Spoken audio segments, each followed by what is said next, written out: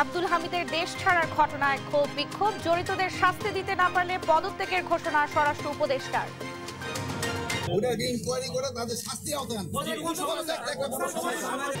মানবিক করিডোর ইস্যুতে চীন যুক্ত নয় জানালেন রাষ্ট্রদূত। রোহিঙ্গা প্রত্যাবাসনে নতুনভাবে ভাবার তাগিদ ইমতিয়াজ আহমেদের।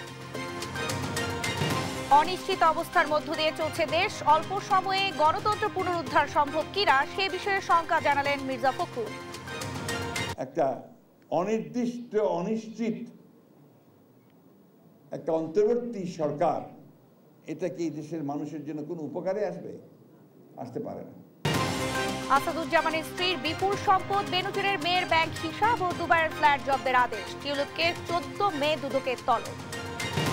ঢাকা মাওয়া এক্সপ্রেসওয়েতে 5 জন নিহত, ঢাকা খুলনা মহাসড়কে 3 জনের মৃত্যু, লক্ষ্মীপুর চুয়াডাঙ্গার সড়কে মারা গেছে 2 জন। ইসরায়েলি ড্রোন দিয়ে হামলা করছে ভারত, 25টি ভূপাতিত বলছে পাকিস্তান। 50 জন ভারতীয় সৈন্যকে হত্যার দাবি ইসলামাবাদে।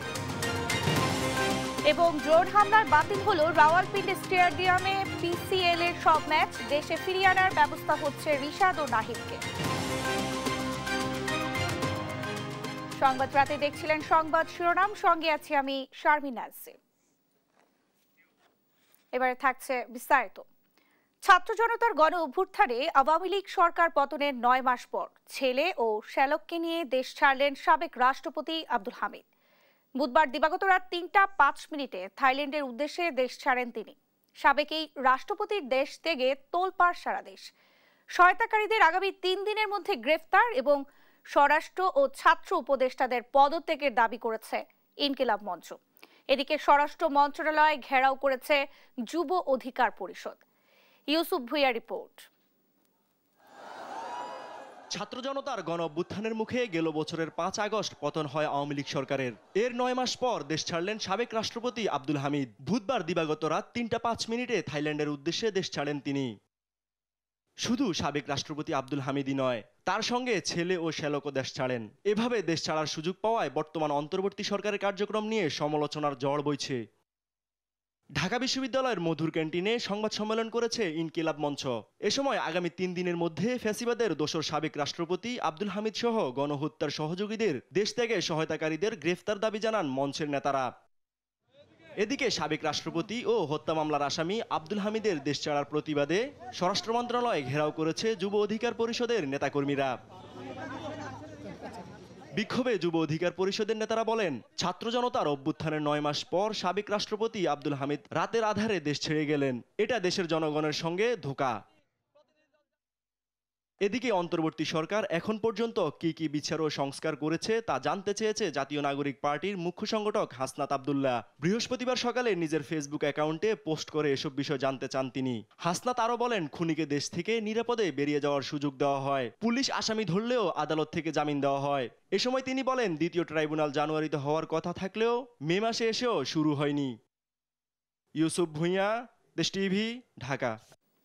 ফ্যাসিস্ট আওয়ামী লীগ সরকারের সাবেক রাষ্ট্রপতি আব্দুল হামিদকে দেশ থেকে সহায়তাকারীদের শাস্তির আওতায় আনার ঘোষণা দিয়েছেন স্বরাষ্ট্র উপদেষ্টা জাহাঙ্গীর আলম চৌধুরী। তা না পারলে প্রয়োজনে দায়িত্ব ছাড়ার ঘোষণা দেন তিনি। দুপুরে দিনাজপুরে সড়ক অবরোধকারী এনসিপি নেতাকর্মীদের আশ্বস্ত করে এসব কথা বলেন উপদেষ্টা। এদিকে পঞ্চগড়ে এনসিপির উত্তরাঞ্চলীয় মুখ্য সমন্বয়ক সার্জিস আলম বলেন, আব্দুল হামিদকে পালাতে দিয়ে ব্যর্থতার পরিচয় দিয়েছে অন্তর্বর্তী সরকার। সহকর্মীদের পাঠানো তথ্যচিত্রে টুম্পা অফিসের রিপোর্ট। বৃহস্পতিবার দুপুরে দিনাজপুরের বিরল উপজেলায় বোরো ধান কাটা উৎসব উদ্বোধন করেন কৃষি ও স্বরাষ্ট্র মন্ত্রণালয়ের উপদেষ্টা জাহাঙ্গীর আলম চৌধুরী। আওয়ামী লীগ সরকারের সাবেক রাষ্ট্রপতি আব্দুল হামিদ দেশ ত্যাগ করায় তার বিরুদ্ধে সেখানে বিক্ষোভ করে এনসিপি নেতাকর্মীরা। এ সময় স্বরাষ্ট্র উপদেষ্টার গাড়িবহর আটকে দেয় তারা। প্রশ্নের মুখে স্বরাষ্ট্র উপদেষ্টা জানান, যদি এর বিরুদ্ধে ব্যবস্থা নিতে না পারেন তাহলে প্রয়োজনে দায়িত্ব ছেড়ে দেবেন তিনি। এটা কোনো অবস্থা ছাড় দেওয়া যাবে না। এটা তো এই যে ঘটনাটা ঘটছে, এটা যারা জড়িত তাদের অবশ্যই শাস্তির আওতায়। আর যদি না হয় স্যার, এটার বিপক্ষে তারা যদি শাস্তির আওতায় না আনে সেই সময় আমি চলে যাব।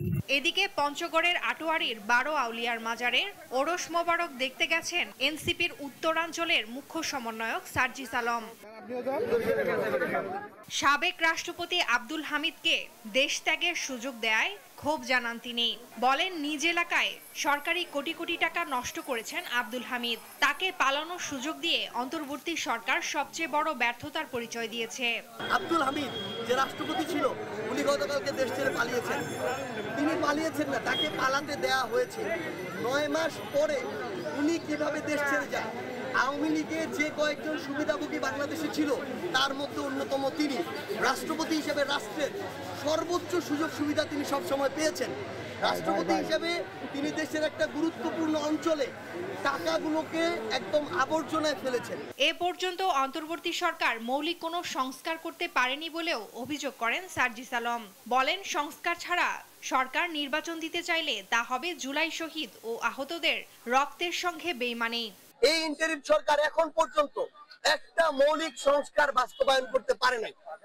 এগুলো না করার পূর্ব পর্যন্ত যদি ইন্টারিম সরকার চিন্তা করে যে তারা একটি নির্বাচনের কথা বলবে, তাহলে এই রক্তের সাথে তাদের বেইমানি হয়। টুম্পা আফরোজ, নিউজ ডেস্ক, দেশ টিভি। সাবেক রাষ্ট্রপতি মোহাম্মদ আব্দুল হামিদের দেশ ত্যাগের ঘটনায় দায়িত্বে অবহেলার অভিযোগে 3 পুলিশ কর্মকর্তাকে বরখাস্ত করা হয়েছে। বৃহস্পতিবার দিনভর আলোচনা সমালোচনার মধ্যে রাত 7:45 পুলিশ সদর দপ্তর থেকে পাঠানো এক খুদে বার্তায় এই তথ্য নিশ্চিত করা হয়েছে। বার্তায় জানানো হয়, সাবেক রাষ্ট্রপতি মোহাম্মদ আব্দুল হামিদের দেশ ত্যাগের ঘটনায় দায়িত্বে অবহেলার অভিযোগে ইমিগ্রেশন পুলিশের একজন অতিরিক্ত পুলিশ সুপারকে প্রত্যাহার ও আব্দুল হামিদের বিরুদ্ধে কিশোরগঞ্জের সদর থানায় দায়েরকৃত মামলার তদন্তকারী কর্মকর্তা এবং এসপির একজন কর্মকর্তাকে সাময়িক বরখাস্ত করা হয়েছে। তবে বরখাস্তকৃত 3 পুলিশ কর্মকর্তার নাম পরিচয় প্রকাশ করেনি পুলিশ সদর দপ্তর। রোহিঙ্গাদের জন্য রাখাইনে মানবিক করিডোর নিয়ে যে আলোচনা চলছে তাতে চীন যুক্ত নয় বলে জানিয়েছেন ঢাকায় নিযুক্ত দেশটির রাষ্ট্রদূত ইয়াও ওয়েন। বলেন, প্রত্যাবাসন ছাড়া রোহিঙ্গার সমস্যার কোনো সমাধান নেই বলে মনে করে চীন। রাষ্ট্রদূত আশ্বস্ত করে বলেন, সংকট সমাধান না হওয়া পর্যন্ত বাংলাদেশের পাশে থাকবে তার দেশ। আর রোহিঙ্গা প্রত্যাবাসন পরবর্তী বন্দোবস্ত নিয়ে এখনই ভাবতে হবে বলে মনে করেন আন্তর্জাতিক সম্পর্ক বিশ্লেষক ইমতিয়াজ আহমেদ। আরো জানাচ্ছেন জান্নাতুল মোহনা। বাংলাদেশ চীন কূটনৈতিক সম্পর্কের 50 বছর পূর্তি উপলক্ষে ঢাকায় Bangladesh institute of international and strategic studies BISS A seminar অনুষ্ঠিত হয়। এতে ভারত পাকিস্তান সংঘাত নিয়ে উদ্বেগ জানায় চীনের রাষ্ট্রদূত ইয়াও ওয়েন। বলেন, পাকিস্তানের বিরুদ্ধে সন্ত্রাসবাদের যে অভিযোগ ভারতের, তার নিরপেক্ষ তদন্ত হওয়া প্রয়োজন। চীন সকল ধরনের সন্ত্রাসবাদের বিরোধিতা করে এবং প্রাথমিকভাবে নিরপেক্ষ তদন্তের আহ্বান জানায়। রাষ্ট্রদূত আরো বলেন, মানবিক করিডোরের বিষয়ে চীন জড়িত নয়। রোহিঙ্গা সংকট সমাধান এবং বাংলাদেশের সার্বভৌমত্ব রক্ষায় সবসময় বাংলাদেশের পাশে থাকবে চীন, একথাও জানান তিনি। তথাকথিত মানবিক সহায়তা করিডোর ইস্যুতে চীন জড়িত না। চীন যে কোনো দেশের সার্বভৌমত্ব ও আঞ্চলিক অখণ্ডতাকে সমর্থন করে। সেমিনারে আন্তর্জাতিক সম্পর্ক বিশ্লেষক ডক্টর ইমতিয়াজ আহমেদ বলেন, রোহিঙ্গা প্রত্যাবাসন একটি জটিল প্রক্রিয়া, তবে প্রত্যাবাসন পরবর্তী পদক্ষেপ নিয়ে এখনই ভাবতে হবে। ধরে নিই তাদের প্রত্যাবাসিত করা হয়েছে, তো পরদিন যখন জেগে উঠবে তখন তারা কি করবে, কোন স্কুলে যাবে, কোন ডাক্তারের কাছে যাবে। এই কারণেই প্রত্যাবাসিত করার আগে মার্শাল প্ল্যান করা জরুরি। তিস্তা প্রকল্প বাস্তবায়নে সহায়তা করতে চীন প্রস্তুত, তবে চূড়ান্ত সিদ্ধান্ত বাংলাদেশকে নিতে হবে বলে জানান রাষ্ট্রদূত ইয়াও ওয়েন। জান্নাতুল মোহনা, দেশ টিভি, ঢাকা। অনির্দিষ্ট অনিশ্চিত অন্তর্বর্তী সরকার দেশের কাজে আসবে না বলে মন্তব্য করেছেন বিএনপি মহাসচিব মির্জা ফখরুল ইসলাম আলমগীর। দেশের মানুষকে তুচ্ছ না ভাবতেও অন্তর্বর্তী সরকারের প্রতি আহ্বান জানিয়েছেন তিনি। বলেছেন, এমন কোনো কাজ করবেন না যা জাতির বিরুদ্ধে যাবে।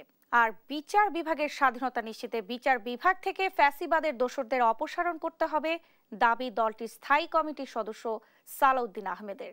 বিস্তারিত সাইফুল রিপোর্টের প্রতিবেদনে। সাবেক অ্যাটর্নি জেনারেল ও বিএনপি চেয়ারপারসনের উপদেষ্টা প্রয়াত এজে মোহাম্মদ আলীর প্রথম মৃত্যুবার্ষিকী উপলক্ষে সুপ্রিম কোর্ট বার অ্যাসোসিয়েশন মিলনায়তনে দোয়া মাহফিল ও স্মরণ সভার আয়োজন করে বাংলাদেশ জাতীয়তাবাদী আইনজীবী ফোরাম। বাংলাদেশ জাতীয়তাবাদী দলের প্রতি অতীতের দলবাজ বিচারকদের বিভিন্ন কর্মকাণ্ডের সমালোচনা করে বিশেষ অতিথির বক্তব্যে বিএনপির স্থায়ী কমিটির সদস্য সালাউদ্দিন আহমদ বলেন, বিচার বিভাগের স্বাধীনতা কিভাবে নিশ্চিত হবে সে বিষয়ে এখনই চিন্তা করতে হবে। ইন্ডিপেন্ডেন্স অফ জুডিশিয়ারি এনশিওর করার আগে অবশ্যই ফেসিবাদের দোসররা যারা বিভিন্ন জায়গায় অধস্তন এবং উপরের আদালতে বসে আছেন তাদেরকে ক্লিন করতে হবে এবং তাদেরকে বিচারের আওতায় আনতে হবে। শুধুমাত্র সুপ্রিম জুডিশিয়াল কাউন্সিল গঠনের মধ্য দিয়ে তাদেরকে অপসারণ করলে সেটা এনাফ হবে না। বিএনপির হাতেই দেশের স্বাধীনতা সার্বভৌমত্ব নিরাপদ দাবি করে বিএনপি মহাসচিব মির্জা ফখরুল ইসলাম আলমগীর বলেন, নির্বাচিত সরকারের মাধ্যমে জনগণের সমস্যার সমাধান চায় বলেই বিএনপি নির্বাচন চায়। নির্বাচন চাই যে আমরা এমন একটা জনপ্রতিনিধিত্বমূলক পার্লামেন্ট করতে চাই, একটা সরকার করতে চাই যারা জনগণের সমস্যাগুলোর সমাধান করবে, এবং এটাই ডেমোক্রেসি।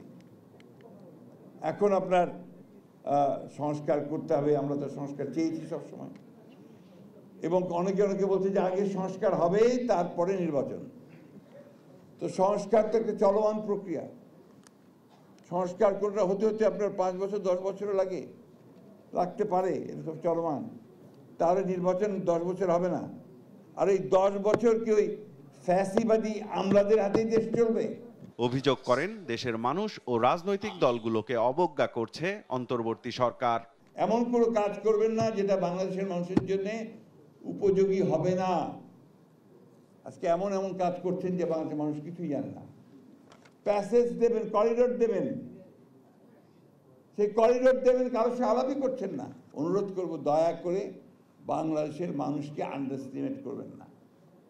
এখানে কিছু পণ্ডিত, আপনার একাডেমিশিয়ানস সবাইকে বসে যদি মনে করেন যে ইম্পোজ করে দিতে পারবেন কোনো কিছু যেটা এই দেশের মানুষের পক্ষে যাবে না, সেটা কোনোদিনই করতে পারবেন না। বলেন, অনির্দিষ্ট অনিশ্চিত অন্তর্বর্তী সরকার দেশের কোনো কাজে আসবে না। এই অনির্দিষ্ট কালের জন্য একটা অনিশ্চিত একটা অন্তর্বর্তী সরকার, এটা কি দেশের মানুষের জন্য কোনো উপকারে আসতে পারে না। সাইফুল রিপন, দেশ টিভি, ঢাকা। দুর্নীতি দমন কমিশন দুদকের তলবে হাজির হননি ক্ষমতাচ্যুত সাবেক প্রধানমন্ত্রী শেখ হাসিনা। এদিকে শেখ রেহানার মেয়ে ব্রিটিশ এমপি টিউলিপ সিদ্দিককে গুলশানের প্লট জালিয়াতি মামলায় দুদকের মুখোমুখি করতে আগামী 14 মে তলব করেছে সংস্থাটি। একই দিন 211 কোটির বেশি অস্বাভাবিক লেনদেনে মামলা হয় নোয়াখালী 3 আসনের এমপি মামুনুর রশিদ কিরণ দম্পতির বিরুদ্ধে। ফজলে আদিত্যের রিপোর্ট। বিগত 15 বছরে বিমানবন্দরের উন্নয়নের নামে হাজার কোটি টাকা লুটপাটের অভিযোগে সাবেক প্রধানমন্ত্রী শেখ হাসিনাকে বৃহস্পতিবার দুদকের প্রধান কার্যালয়ে তলব করে সংস্থাটি। তবে তিনি উপস্থিত হননি। তাহলে কি আত্মপক্ষ সমর্থনের সুযোগ হারাতে যাচ্ছেন সাবেক এই প্রধানমন্ত্রী? এমন পরিস্থিতিতে শেখ পরিবারের অন্যতম সদস্য ব্রিটিশ এমপি টিউলিপ সিদ্দিককে গুলশানের ফ্ল্যাট জালিয়াতি মামলার সুষ্ঠু তদন্তের স্বার্থে আগামী 14 মে তলব করেছে সংস্থাটি। রিজওয়ানা সিদ্দিক ওরফে টিউলিপ সিদ্দিকের নামে গুলশানের একটি ফ্ল্যাটের রেজিস্ট্রি মূলে ফ্ল্যাট বি 201 বাড়ি নম্বর 56A এই ঠিকানার একটি ফ্ল্যাটের বিষয়ে বিগত কয়েকদিন আগে একটা মামলা হয়েছে। মামলার বাদী আগামী 14 মে তাকে ব্যক্তিগত শুনানির জন্য দুদকে ডেকেছেন। এদিকে প্রায় 51 কোটি টাকার অবৈধ সম্পদ অর্জন ও 22টি ব্যাংক হিসেবে 261 কোটি টাকার বেশি অস্বাভাবিক লেনদেনের অভিযোগে নোয়াখালী 3 আসনের এমপি মামুনুর রশিদ কিরণ দম্পতির বিরুদ্ধে মামলা করেছে দুদক। 22টি হিসাবে মোট 211 কোটি 56,53,241 টাকার সন্দেহজনক লেনদেন করায় জনাব মামুনুর রশিদ সাবেক এমপি নোয়াখালী 3 বেগমগঞ্জের বিরুদ্ধে দুর্নীতি প্রতিরোধ আইন 1947-এর সংশ্লিষ্ট ধারায় একটি মামলা সিদ্ধান্ত হয়েছে। বৃহস্পতিবার সকালে স্ত্রীসহ দুদকে হাজির হন সাবেক বিজিবি প্রধান সাফিনুল ইসলাম। তার বিরুদ্ধে ক্ষমতার অপব্যবহার, বিভিন্ন অনিয়ম ও দুর্নীতির মাধ্যমে অর্থ আত্মসাৎপূর্বক নিজ নামে ও পরিবারের অন্যান্য সদস্যদের নামে জ্ঞাত আয় বহির্ভূত সম্পদ অর্জনের অভিযোগ আনা হয়। ফজলে আদিত্য, দেশ টিভি, ঢাকা। এবার দুর্নীতি দমন কমিশনের আবেদনের প্রেক্ষিতে সাবেক স্বরাষ্ট্রমন্ত্রী আসাদুজ্জামান খান কামালের স্ত্রী লুৎফুল তাহমিনা খানের নামে থাকা বিপুল পরিমাণ সম্পদ জব্দের আদেশ দিয়েছে আদালত। সেই সঙ্গে সাবেক আইজিপি বেনজির আহমেদের মেয়ে তাহসিন রাইসা বিনতে বেনজিরের নামে দুবাইয়ে থাকা একটি ফ্ল্যাট জব্দ ও 2টি ব্যাংক হিসাব জব্দের নির্দেশ দেওয়া হয়েছে। আলী আক্কাস আকাশের প্রতিবেদন। বিগত 15 বছরে দেশে ফ্যাসিবাদী শাসন প্রতিষ্ঠার অন্যতম হোতা সাবেক স্বরাষ্ট্রমন্ত্রী আসাদুজ্জামান খান কামাল ক্ষমতার প্রভাবে জড়িয়েছেন নানা অপকর্ম ও দুর্নীতিতে। 5 আগস্ট পট পরিবর্তনের পর একে একে বের হয়ে আসছে আসাদুজ্জামান খান কামাল এবং তার পরিবারের দুর্নীতি অপকর্মের ফিরিস্তি। দুদকের আবেদনের প্রেক্ষিতে তার স্ত্রী লুৎফুল তাহমিনা খানের নামে থাকা বিপুল পরিমাণ সম্পদ সাময়িকভাবে জব্দের নির্দেশ দিয়েছেন আদালত। আদালতের আদেশ অনুযায়ী তেজগাঁওয়ের মণিপুরি পাড়ায় 5.57 কাঠার উপর নির্মিত 3400 বর্গ ফুটের 4তলা ভবন, একই এলাকায় 5.76 শতক জমির 2টি প্লট সহ একটি পুরাতন ভবন, আরও 1.34 শতক জমি এবং পল্লবীতে 1872 বর্গ ফুটের একটি ফ্ল্যাট ক্রোকের আওতায় এসেছে। আর অস্থাবর সম্পদের মধ্যে রয়েছে লুৎফুল তাহমিনা খানের নামে 6টি ব্যাংক হিসাব, যেখানে জমা আছে প্রায় 7,58,00,000 টাকা। এছাড়া তার মালিকানাধীন 2টি কোম্পানির শেয়ারও অবরুদ্ধ করা হয়েছে। এদিকে পুলিশের সাবেক মহাপরিদর্শক বেনজির আহমেদের মেয়ে তাহসিন রাইসা বিনতে বেনজিরের নামে দুবাইয়ে থাকা একটি ফ্ল্যাট জব্দ ও 2টি ব্যাংক হিসাব অবরুদ্ধের আদেশ দিয়েছেন ঢাকার একটি আদালত। তথ্য অনুযায়ী তাদের বড় মেয়ে ফারহিন রিশতা বিনতে বেনজির 8,75,00,000 টাকা এবং মেজো মেয়ে তাহসিন রাইসা বিনতে বেনজির 5,59,00,000 টাকার অবৈধ সম্পদ অর্জন করেছেন। আলী আক্কাস আকাশ, দেশ টিভি, ঢাকা। 5 জেলায় সড়ক দুর্ঘটনায় ঝরল 13 জনের প্রাণ। এর মধ্যে ঢাকা মাওয়া এক্সপ্রেসওয়েতে 5 জন, ঢাকা টাঙ্গাইল মহাসড়কে 3 জন ও ঢাকা খুলনা মহাসড়কে 3 জনের মৃত্যু হয়েছে। আর লক্ষ্মীপুর ও চুয়াডাঙ্গায় সড়কে মারা যান 2 জন। সহকর্মীদের তথ্য ছবিতে আপন উপর রিপোর্ট। মাদারীপুর থেকে গর্ভবতী নারীকে নিয়ে সন্তান প্রসবের জন্য যাচ্ছিলেন ঢাকার হাসপাতালে। পথে ঢাকা মাওয়া এক্সপ্রেসওয়েতে বিকল হয় অ্যাম্বুলেন্সের চাকা। পাশে দাঁড় করিয়ে চলছিল মেরামত। দাঁড়িয়েছিলেন কয়েকজন যাত্রী। এমন সময় পেছন থেকে আসা দ্রুতগামীর একটি বাস ধাক্কা দেয়। ঘটনাস্থলেই মৃত্যু হয় এক নারীর। গুরুতর আহত হন বেশ কয়েকজন। বৃহস্পতিবার দুপুর 12টার দিকে ঘটে এই দুর্ঘটনা। রাস্তার উপর দাঁড়িয়ে থেকে সে যাত্রীগুলোকে পিছনে নামায় দেওয়ার পরে সে গাড়ি চাকা লাগে। শেষ করার সময় পিছন দিক থেকে সে গোল্ডেন লেন বাস এসে তাকে ধাক্কা দিলে একজন মহিলা সে মারা যায়। আর বাদ বাকি অবশ্যই অ্যাম্বুলেন্স যারা যাত্রী ছিলেন 5 জন অথবা 4 জন এরকম যাত্রী ছিলেন, তাদেরকে ঢাকা মেডিকেল কলেজ তাদের ঢাকা মেডিকেল কলেজ হাসপাতালে নিয়ে আসলে মারা যান আরও 4 জন। এর মধ্যে আছেন একই পরিবারের 3 জন ও অ্যাম্বুলেন্স চালক। এদিকে গোপালগঞ্জে একটি পিকআপ ভ্যান নিয়ন্ত্রণ হারিয়ে গাছের সঙ্গে ধাক্কা লেগে 3 জনের মৃত্যু হয়েছে। বিকেলে ঢাকা খুলনা মহাসড়কের মুকসুদপুর উপজেলার দাসেরহাট এলাকায় ঘটে এই দুর্ঘটনা। বিকেলে টাঙ্গাইলের মির্জাপুরে একটি লোবের ট্রাকের পেছনে পিকআপ ভ্যানের ধাক্কায় চালকসহ 3 জনের মৃত্যু হয়। ঢাকা টাঙ্গাইল মহাসড়কের গোড়াই মিলগেট এলাকায় ঘটে এই দুর্ঘটনা। ঘটনার পরপরই লোবেট নিয়ে ছটকে পড়েন চালক। এদিকে লক্ষ্মীপুর ও চুয়াডাঙ্গায় আলাদা সড়ক দুর্ঘটনায় আরও 2 জনের মৃত্যু হয়েছে। আপন অপু, নিউজ ডেস্ক, দেশ টিভি। ঈদ উপলক্ষে আইওটি এআই ভিত্তিক স্মার্ট ফিচার সমৃদ্ধ 7টি নতুন মডেলের ফ্রিজ বাজারে নিয়ে এলো ওয়ালটন। সকালে রাজধানীর বসুন্ধরায় ওয়ালটন কর্পোরেট অফিসে মেগা লঞ্চ 2025 শীর্ষক অনুষ্ঠানে নতুন মডেলের ফ্রিজ উন্মোচন করা হয়। উন্নত প্রযুক্তির এই ফ্রিজের মাধ্যম দিয়ে হাইটেক পণ্য উৎপাদন ও বিপণনে নতুন যুগে প্রবেশ করল দেশ বলে জানান ওয়ালটন ফ্রিজের সিবিও মোহাম্মদ তাসিনুল হক। গ্রাহকেরা অ্যান্ড্রয়েড স্মার্টফোনের ফিচার সহ মাল্টিমিডিয়ার সকল ফাংশন পাবেন এই পণ্যে। আয়োজনে উপস্থিত ছিলেন প্রতিষ্ঠানটির এএমডি ও chief financial officer Mohammad Rezaul Alam, chief marketing officer Zoheb Ahmed সহ প্রতিষ্ঠানটির কর্মকর্তা ও কর্মচারীরা।